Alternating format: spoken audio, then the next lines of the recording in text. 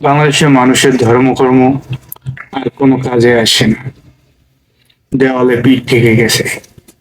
এ নিয়ে যদি আলোচনা করি, অনেক সময়ের প্রয়োজন। বাঙালি কবি বলেছেন, হাট বাজারে দ্রব্য মূল্যের ঊর্ধ্বগতি, সংসারে জ্বলে উঠছে এক লাল বাতি, প্রতি মাসের হিসাবে হয়ে যাচ্ছে ঘাটতি, আগের মতো সংসারে নেই আর স্বস্তি, অর্থের অভাবে সইতে হয় অনেক ভোগান্তি, আবার কখন ফিরে আসবে সংসারে স্বস্তি।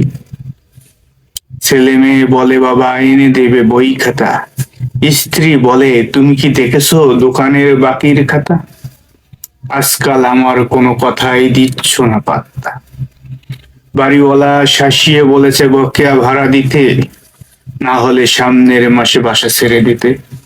তুমি কি পারো না তোমার বসকে বলতে তোমার বেতন বাড়াতে?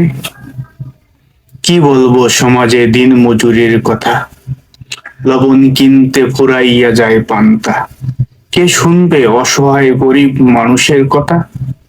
পয়সা কড়ি না থাকলে মেম্বার চেয়ারম্যানের কাছে নেই কোনো ব্যবস্থা, নেতারা সুযোগ পেলে মুখে বড় বড় স্বপ্ন দেখায়, বাস্তবে কিছুদিন পরে সবই ভুলে যায়। স্বপ্নের শহরে গরিবের বসবাস, বাস্তবে শহরে গরিবরা হয়ে যায় নিরাশ, কদম হাসু দেখিতেছে আগামীর সর্বনাশ।